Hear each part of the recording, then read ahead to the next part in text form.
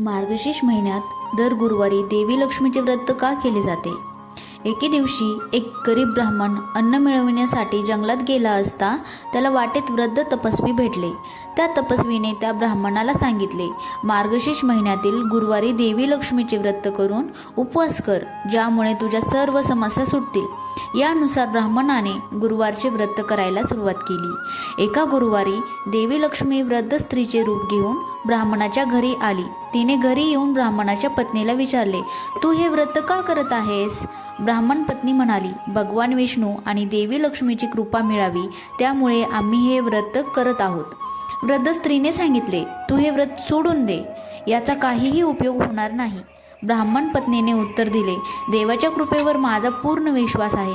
देवी लक्ष्मी आणि भगवान श्री विष्णू आम्हाला नक्कीच आशीर्वाद देतील. देवी लक्ष्मीने ब्राह्मण पत्नीच्या श्रद्धेमुळे प्रसन्न होऊन त्यांना धन सुख समृद्धीचा आशीर्वाद दिला. या